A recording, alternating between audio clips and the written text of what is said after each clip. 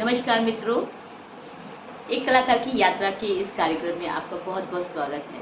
मित्रों, हमने पिछले एपिसोड में बातचीत की थी विजय बिस्वाल जी से और जाना था उनकी कला की यात्रा के बारे में। उन्होंने हमें बोला कि कला में उन्हें बहुत आनंद प्राप्त होता है, कला उनके लिए एक मेडिटेशन की तरह है और उन्होंने कभी भी कला को एक संघर्ष नहीं माना। आज हम जिस शख्स से आपकी मुलाकात करवाएंगे उनका नाम है नवल किशोर जी।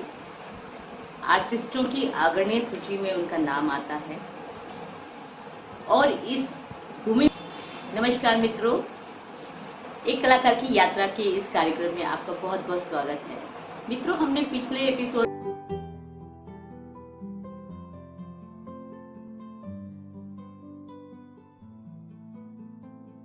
मैं नवल किशोर को बहुत शुभकामनाएं देता हूं और उदय जैन जी को भी बहुत शुभकामनाएं।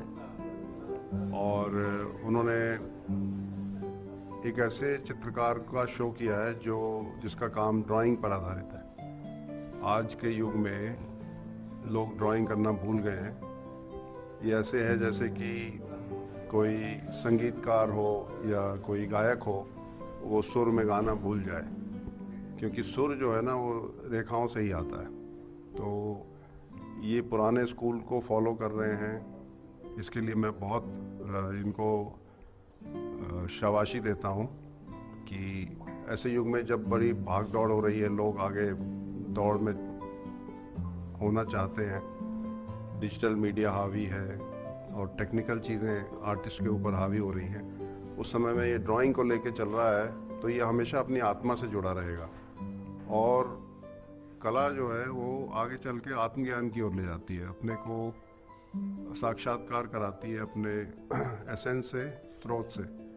तो ऐसे मैं चाहता हूँ कि इससे प्रेरणा लें लोग, नए लोग जो आते हैं इस फील्ड में, वो इस बात को समझें कि थोड़ी साधना भी ज़रूरी है।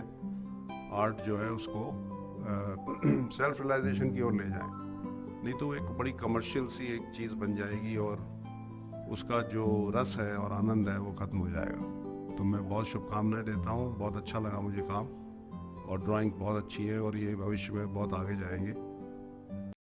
नमस्कार, कैसे हैं आप? नमस्कार, मैं नवल किशोर, आर्टिस्ट, दिल्ली से। मैंने अपनी कला यात्रा, जैसे मैं आपको बता दूं कि मैं उत्तर प्रदेश के एक सबसे छोटी रियासत रामपुर, और रामपुर में भी एक तहसील मेरठ से बिलोंग करता हूं। बहुत छोटी तहसील है, बहुत छोटी रियासत रही रामपुर। और लेकिन छोटी रियासत होने के बावजूद वो कला में, आर्ट में, क्राफ्ट में बहुत आगे रही। मैं उसी क्षेत्र का रहा, और चूंकि एक ज्वेलर्स फैमिली से हूँ, घर में आर्ट का वातावरण पूरा रहा। लेकिन मेरा जो मकसद था वो आर्ट में उन सब चीजों को, जैसे हमारे घर पे फोक आर्ट बहुत होती थी, और हमारे घर पे मुझे अच्छे से ध्यान है कि हमारे यहाँ करवा चौथ और दीपावली और भी फेस्टिवल की कैलेंडर नहीं आते थे। हमारी माँ, हमारे पिताजी, वो आर्ट, फोक आर्ट, जिसको अब हम फोक आर्ट करके जानते हैं, तो वो दीवारों पर बनाते थे। जैसे करवा चौथ भी है तो करवा चौथ का पूरा जो एक कैलेंडर में जो जो चीजें होती हैं वो पूरी वॉल पे बनाते थे, और फिर उसकी पूजा होती थी। तो ये हालांकि आर्ट का पूरा घर पे माहौल रहा, माता पिता आर्ट में डिवोटी रहे, लेकिन मुझे माता पिता की शुभकामनाओं से, मेरे एक तो एक घर में एक माहौल की वजह से मेरे अंदर एक जिज्ञासा हुई आर्ट को जानने की। देखने। मैंने आर्ट्स कॉलेज लखनऊ में मेरा एडमिशन 1995 में हुआ, और वहां पर मैंने अच्छे अच्छे जो आर्टिस्ट हैं उनको बहुत करीब से देखा। मेरा एडमिशन मेरे बड़े भाई ने लखनऊ आर्ट्स कॉलेज में कराया, और बड़ी मेहनत की उन्होंने एडमिशन कराने में। मैंने वहां पर जाकर बहुत बहुत सारी चीजें जानी। आर्ट में एक, हम तो खैर सिंपल सी आर्ट जानते थे। वैसे तो कोई भी आर्ट के बारे में जानना के मतलब होता था कि बैनर लिखना, पोर्ट्रेट बनाना, पोस्टर लिखना, इसी को आर्ट समझते थे हमारे क्षेत्र में। तो लेकिन जब मैं आर्ट्स कॉलेज लखनऊ पहुंचा, तो मैंने वहां पर देखा कि आर्ट में क्या क्या चीजें हैं और क्या क्या हो सकता है, और आर्ट को किस किस माध्यम में और कैसे हम जान सकते हैं। वहां पर हमने जाना कि जो राइटिंग है उसे कैलीग्राफी कहते हैं, जो हम पेड़ पौधे बनाते थे उसे लैंडस्केप कहते हैं। तो हमने वाटर कलर वहां पर पहली बार देखा, हमने ऑयल कलर वहां पर पहली बार देखा। नहीं तो मुझे अच्छे से ध्यान है कि हम जो पोर्ट्रेट बनाते थे वो इनेमल कलर में बनाते थे। और अ, ये poster colour, water colour, oil colour, ये तो बहुत बड़ी अलग बात होती। तो फिर बहुत हमने नीचे से आर्ट को सीखने की कोशिश की। नमित किशोर जी, आप कला में संघर्ष को कैसे देखते हैं? मेरे गुरु BN आर्य साहब कहते थे, बताना चाह रहा था, देखो आर्ट में संघर्ष तो वास्तव में बहुत है, लेकिन हमें संघर्षों के साथ ही आर्ट करनी होती है। आर्ट बहुत इजी गेम नहीं है। जिन जिन लोगों ने आर्ट की है उन्होंने संघर्ष का ही रास्ता चुना। और बहुत कम ऐसे आर्टिस्ट है, राजा रवि वर्मा जैसे, लेकिन उन्होंने भी कहीं ना कहीं कुछ संघर्ष किया इन लोगों का, है ना। तो मैं, ये संघर्ष का क्षेत्र है, और जिसमें इंटरेस्ट होगा, जिसमें जुनून होगा, वही आर्ट करेगा। क्योंकि आर्ट ऐसे आपको नहीं समझती है जब तक आपसे संघर्ष नहीं करा। क्योंकि हम सब जितने भी कलाकार हैं, जितने भी कलाकार मित्र हैं हमारे, उन सब ने कहीं ना किसी रूप में संघर्ष किया है। कि बहुत सारे हमारे कलाकार मित्र ऐसे हैं कि जो जिन्होंने अलग प्रोफेशन में थे, लेकिन उनका शौक आर्ट था, और उनको उन्होंने वॉलेंट्री ले लिया, उनको पेंशन आ गई, अब उन्होंने आर्ट करनी शुरू कर दी। हमारे फील्ड में कोई हमारे फील्ड में कोई लाइबिलिटी नहीं है, कोई हमारे फील्ड में कुछ ऐसी चीजें हैं कि फ्री होके काम करता है, फ्री होके रहता है। बहुत सारे लोग आए हमारे आर्ट फील्ड में जो कर्नल थे, मैं नाम नहीं लेना चाहूंगा उनका यहाँ पर। मैं बहुत सारे लोग आए जो IAS थे, बहुत सारे लोग आए जो IAS की फैमिली से थे, IAS की वाइफ है। तो वो क्या है, उनके साथ स्ट्रगल थोड़ा दूसरे टाइप का है। उनके साथ स्ट्रगल रोटी का नहीं रहता। हम लोगों के साथ दूसरा स्ट्रगल रहा। हम लोगों ने आर्ट को एंजॉय किया है। अगर एंजॉय नहीं करते तो आर्ट नहीं करते। लेकिन मैं आपको उसकी चीज की बात कर रहा हूँ कि हमारे फील्ड, हमारे परिवार में कोई आर्टिस्ट नहीं था। हम लोगों को पता ही नहीं था कि हमें किधर जाना है। कि जब रेगिस्तान में अगर किसी व्यक्ति को छोड़ दिया जाए कि रोड बनाओ, तो कहाँ से रोड बनाएगा? कुछ ना कुछ तो स्ट्रगल करेगा ही वो। तो बस वही वाली पोजीशन हम लोगों की रही है। और दूसरी बात, जब आदमी, मैं आज युवा कलाकार जो मेरे पास आते हैं, जो मेरे ऊपर PhD करते हैं, जो मेरे को लिखते हैं, जो डिजर्टेशन करते हैं, तो मैं उनसे ये जरूर कहता हूँ कि भाई कहीं ना कहीं रोटी की भी जरूर व्यवस्था कर लेना। क्यों? कि जब तक रोटी नहीं मिलेगी तो हम आर्ट कहाँ से करेंगे, है ना। उसी से बच्चे जो है परेशान हो जाएंगे, तो फिर आर्ट करके छोड़ देंगे, दूसरे फील्ड में चले जाएंगे। तो मैं उनसे जरूर कहता हूँ कि एक व्यवस्था आप रोटी की जरूर करती, तुरंत पेंटिंग नहीं बिकने लगती है, तुरंत लोग पसंद नहीं करने लगते, आपको संघर्ष करना पड़ेगा। अब वो जो लोग एंजॉय के साथ आर्ट कर रहे हैं उनका एक अलग वो सोचना है ना। अब आप देखो कि पहले हमारे टीचर थे, तो हमारे टीचर थे वो, हमारे उसके साथ आर्ट करते थे। लेकिन आज मैं देख रहा हूँ कि बहुत सारे टीचर हैं, उनकी सैलरी बहुत अच्छी है, वो आर्ट नहीं करते क्योंकि उनको सैलरी से सेटिस्फेक्शन है, उनको नहीं करना है फालतू में। अब आप देखो बहुत सारे आर्टिस्ट हैं जो रिटायर हो गए, उन्होंने आर्ट नहीं की, लेकिन जब रिटायर हो गए तो वो आर्टिस्ट बन गए, है ना। लेकिन हम लोगों के साथ दूसरी चीज है, हमें तो करना ही आर्ट है।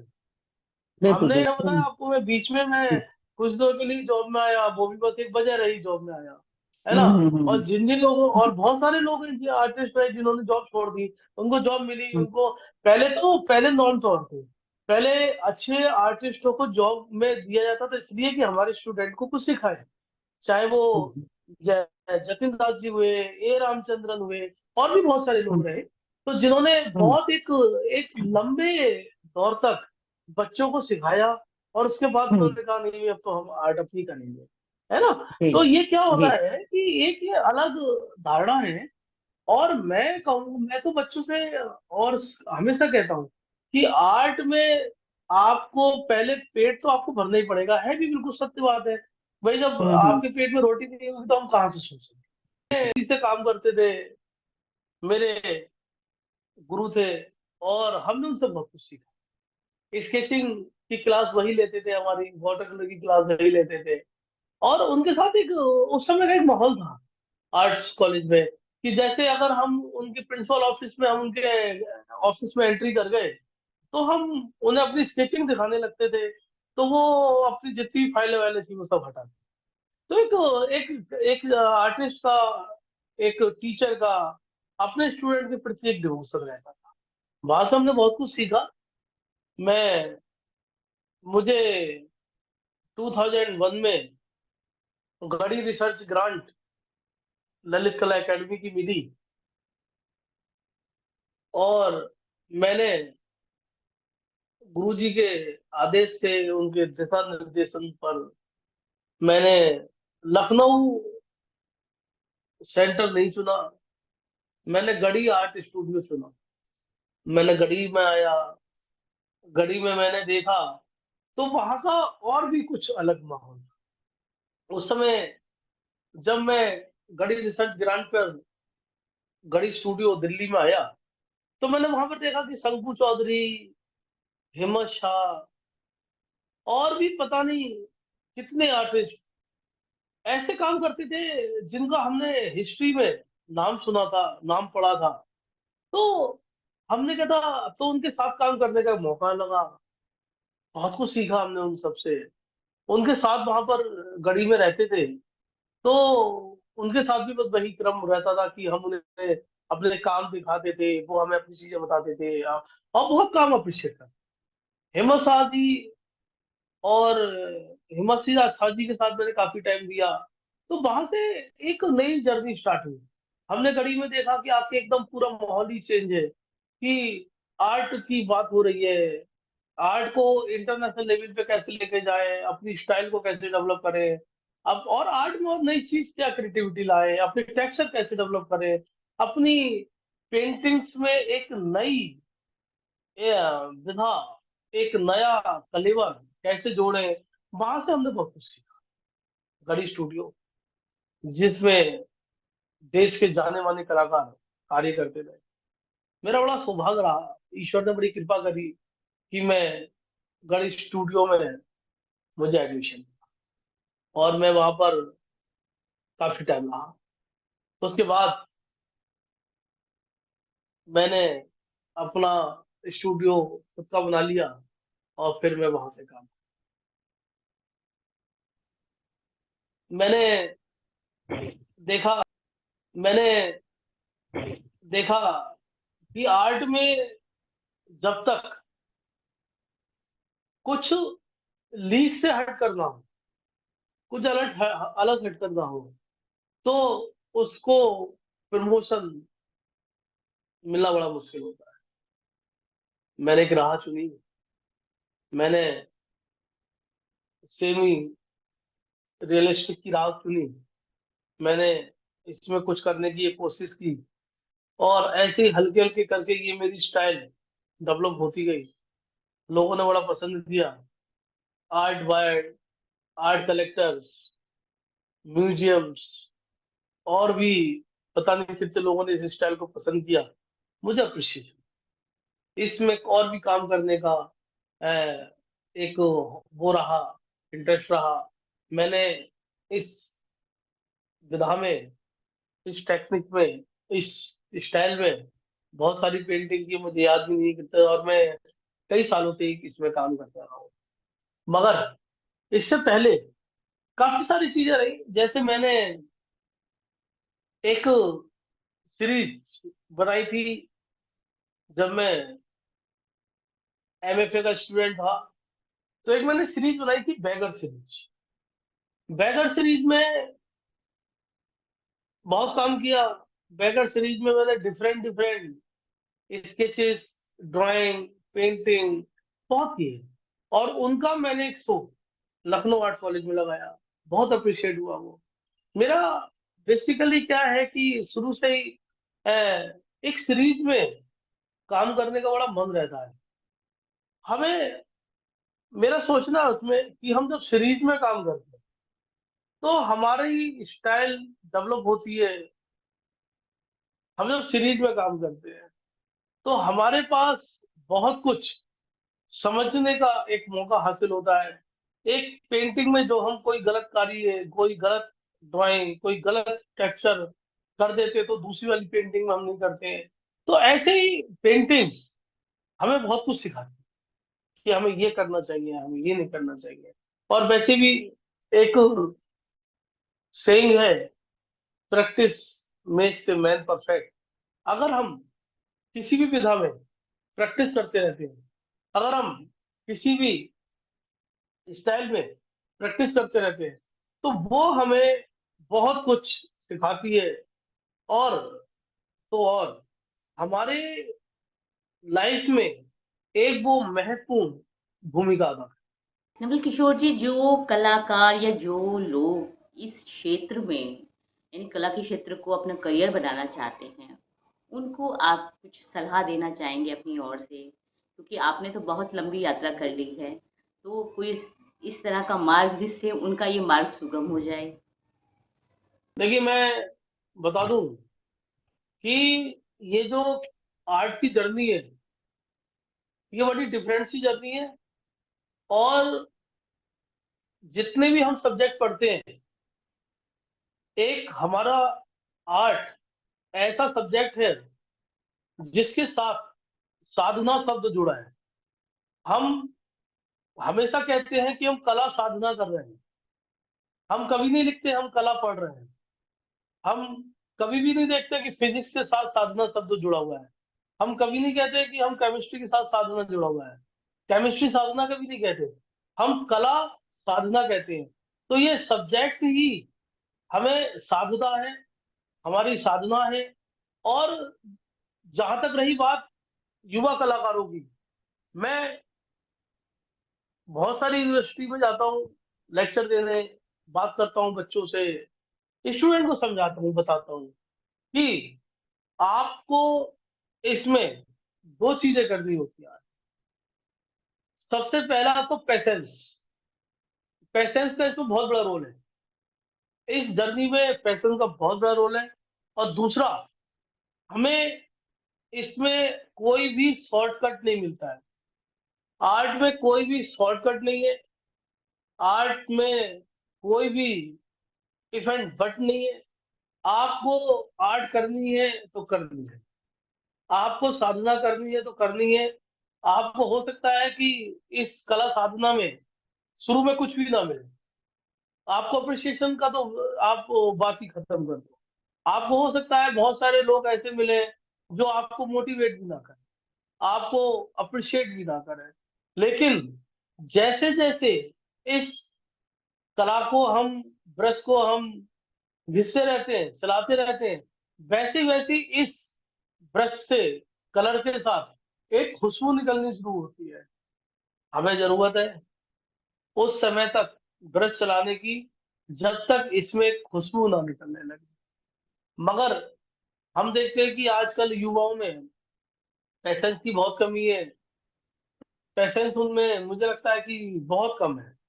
और इसी वजह से मैंने देखा है कि बहुत सारे स्टूडेंट्स जो है आर्ट के साथ साथ दूसरा भी काम करते हैं। आर्ट के साथ साथ अब वो क्या होता है कि आर्ट को सेकेंडरी कर देते हैं, जबकि जब वो आर्ट की स्टूडेंट बनने आए थे तो उनकी आर्ट प्राइमरी थी। लेकिन जब वो देखते हैं कि अरे इसमें तो बहुत लेट चल रहा है, तो फिर आर्ट के साथ साथ कुछ और भी करना शुरू कर देते हैं। तो पता चला कि वो जो चीज है उनके पास बहुत विधा जो है वो उनके ऊपर हावी हो जाती है, आर्ट पीछे रह जाती है। तो इससे उनका लॉस होता है। उससे ना तो मैंने वही आपको भी मैं पिछले बताऊं कि मैं पिछले दिनों एक लेक्चर में था, बच्चों से बात कर रहा था। बच्चों के अंदर इतनी सारी चीजें हैं करने को। कभी वो क्रिकेट खेलते हैं, कभी बैडमिंटन खेलते हैं, कभी क्या नाम है डिफरेंट तरीके से गेम्स खेलते हैं, और कभी वो आर्ट भी कर रहे हैं। और इतनी सारा उनके अंदर मन में भ्रम रहता है कि इसमें नहीं कर पाए तो क्या होगा। हम लोगों ने कभी नहीं सोचा ये सब चीजें। हम लोगों ने शुरू से ही सोचा कि हमें आर्ट ही करनी है, चाहे हमें उसमें एक रोटी मिले, दो मिले या नहीं मिले, मगर हमें कर दिया। तो प्रभु ने बड़ी कृपा करी। हमारा संघर्ष बहुत खतरनाक रहा, क्योंकि हम जैसे लोगों के साथ संघर्ष करना और भी टफ हो जाता है, जिनका कला में, जिनका आर्ट फील्ड में कोई नहीं हो, ना उनका कोई मार्गदर्शन करने वाला है, ना उनको कुछ बताने वाला है। तो हम जैसे लोगों के लिए आर्ट फील्ड में खड़े होना एक बहुत चुनौती की बात है। हम लोगों को, जैसे हमने देखा था जब हम आर्ट फील्ड में आए थे एमएफए करके, तो जब हमने एंट्री की इस फील्ड में, तो हम लोगों को एक्सेप्ट नहीं किया शुरू में। हम लोगों को जैसे गैलरी भी सीट चेयर नहीं देती थी। पानी तो बहुत बड़ी बात हो गई, पानी तो बहुत दूर की बात हो गई, पानी भी नहीं पूछते थे। और चेयर भी नहीं देते थे। अब बैठने की तो बात, कई बार तो कई गैलरियों से हमें निकाल दिया गया कि अरे अभी आज तो अपॉइंटमेंट नहीं था आपका, आप क्यों आ गए। तो ऐसा। और आज बड़ी कृपा है प्रभु की, आज बड़ी कृपा है। तो मैंने वही बताया कि इस फील्ड में हमें जब तक कलर और ब्रश में से, जब तक कलर ब्रश घिसते घिसते अगर इसमें से खुशबू नहीं आए, जब तक हमें छोड़ना नहीं है। और युवा जो आज के नवोदित कलाकार हैं, वो मैं देखता हूँ कि अगर अभी वो एग्जीबिशन लगा रहे हैं, तो कभी भी आप भी जाइए तो उनकी कभी प्राइस लिस्ट मांगिए। हम लोगों के दौर में प्राइस लिस्ट नहीं होती थी। हम लोग एग्जीबिशन करते थे, हम लोगों को लगता नहीं था कि बिकेगी भी। तो प्राइस लिस्ट क्या बनाए जब बिकना ही नहीं है। तो हम लोग प्राइस लिस्ट पे बात नहीं करते थे। हम लोग तो अप्रिसिएशन पे बात करते थे। मैंने लखनऊ में बहुत शो किए, मैंने दिल्ली में बहुत किए, और मुंबई में किए, लगातार इधर उधर करते रहे, जहां भी मौका लगा करा। लेकिन शुरू में ऐसा हम लोगों को लगता ही नहीं था कि बिकना है। और मन में आता ही नहीं था बिकने वाली बात। मगर बस भगवान दाल रोटी की व्यवस्था कर देता था, तो उसी से काम चलता रहता था। लेकिन आजकल, आज का मैं देखता हूँ युवा सबसे पहले प्राइस लिस्ट बनाएगा। और अगर आप उसकी प्राइस लिस्ट देख लेंगे तो आपको भी सरप्राइज होगा कि अरे क्या प्राइस रखा है इसने। तो कई बार ही युवाओं में बहुत एक्सपेक्टेशन है। हम देखते हैं कि उनमें जल्दी जल्दी जल्दी जल्दी काम करना है, उनमें पेशेंस नहीं है। और इसीलिए बहुत सारे लोग फील्ड छोड़ के भाग जाते हैं। तो क्या है कि मैं देखता हूँ कि युवाओं में इन सब चीजों की बड़ी वो है, कमी है। और काफी सारी चीजें हैं। तो मैं जैसे अभी कई एग्जीबिशन का इनॉग्रेशन करने जाता हूँ, तो मैं देखता हूँ कि अरे वो जो बातें करते हैं बच्चे, भाई हम लोग के दौर में क्या था कि जैसे हमने सोचा ही नहीं था। मैं आपको एक बहुत छोटी सी एक बात बताऊं कि जब मैं जब मैंने बीएफए कर लिया था, एमएफए कर लिया था, और मैं जब गढ़ी स्कॉलरशिप पे आया था दिल्ली, मैंने सोचा नहीं था कि मैं आर्टिस्ट बनूं। लेकिन मेरे हमारे अंदर एक जज्बा था कि हमें करना तो यही है। अब या तो ये था कि ज्वेलरी की शॉप खोल लेते, और यही था कि आर्टिस्ट बन जाते। लेकिन उस समय पेंटिंग बिकती नहीं थी। मैं एक बार 2001 की बात बता रहा हूँ। मैंने जो कॉलेज टाइम में लैंडस्केप किए थे, तो उस समय मुझे पैसों की बहुत जरूरत थी, और पैसों की जरूरत इतनी थी कि मैं आपको बता नहीं सकता। फिर मैंने बड़ेरा बड़ेरा आर्ट गैलरी गया, और वहां पर मैंने उनको लैंडस्केप दिखाया। बहुत पुरानी बात बता रहा हूँ मैं। तो बडेरा आर्ट गैलरी जब मैं गया, मैंने सोचा नहीं था कि बडेरा आर्ट गैलरी इतनी बड़ी है। लेकिन मेरे मन में तो वो था ही नहीं कुछ। जब वो पता है ना, जब बालक है, बालक को तो पता ही नहीं करंट क्या है, आग क्या है, उसे तो खेलना है। तो हमें बडेरा आर्ट गैलरी का स्टेटस नहीं पता था, लेकिन अब बडेरा आर्ट गैलरी गया, मैंने अपने लैंडस्केप दिखाए, मैंने अपनी पेंटिंग्स दिखाई। उन्होंने मेरे कुछ लैंडस्केप खरीदे, कुछ पेंटिंग खरीदी।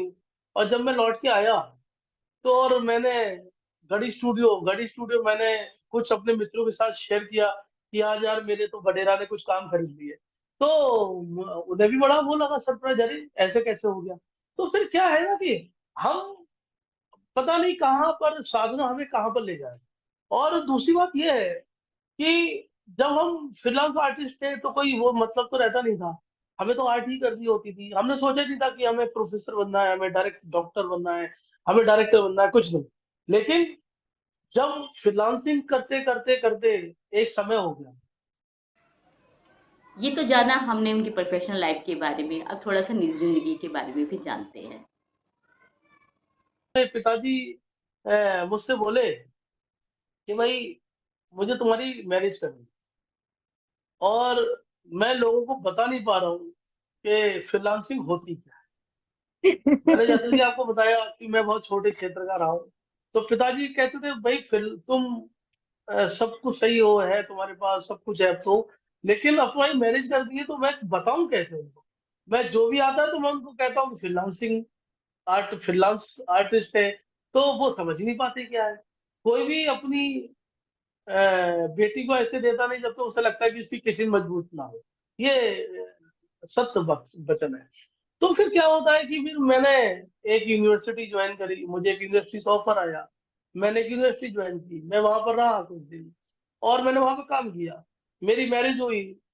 मैरिज के बाद मैंने 2 साल अपनी धर्मपत्नी को समझाया कि भाई मैंने तो मैरिज के लिए जॉब की, मैं जॉब करने के लिए जॉब नहीं की थी।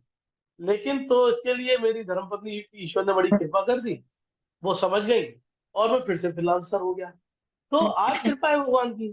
तो ये आर्टिस्ट है, ये नहीं है सही, क्योंकि आर्टिस्ट होकर रोटी नहीं मिल रही है आपको, लेकिन आप आर्टिस्ट के साथ आपको कुछ करना ही पड़ेगा, है ना। तो बहुत सारे लोग हैं बेचारे करने लगते हैं। लेकिन मुझे ईश्वर ने ये रास्ता दिया है, तो मैं अपने आप को धन्य समझता हूँ कि बस प्रभु की बड़ी कृपा है कि मैं आर्ट कर रहा हूँ। और जो भी कुछ है, ये मेरे प्रशंसक हैं आप लोग, जो इस मेरी आर्ट को पसंद करते हैं, पेंटिंग्स को पसंद करते हैं। मेरे बहुत सारे कलेक्टर्स हैं, बायर्स हैं, और कुछ म्यूजियम है, तो वो मेरी पेंटिंग्स लेते हैं। आज उन्हें कई म्यूजियम में मेरी पेंटिंग्स लगी हुई हैं ईश्वर की कृपा से, कई जगह लगी हुई है। तो ये मेरे गुरु का बड़ी कृपा है मुझ पे, मेरे माता पिता की बड़ी कृपा है कि मैं आर्ट का, मैं मेरे गुरु नीरज गोस्वामी जी हमेशा मुझसे ये कहते हैं कि आपको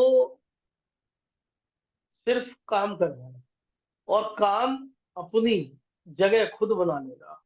मैं देखता हूँ कि हमारे पास कोई कलेक्टर आता है कभी कभी, और हम जब उसे अपना कलेक्शन दिखाते हैं, तो वो हमारे नए काम नहीं लेता है, हमारा वो बहुत पुराना काम चूज कर लेता है। और हमें भी बड़ा सरप्राइज होता है, अरे यार इसने तो बहुत पुराना काम चूज कर लिया, लेकिन उसे वही पसंद आता है।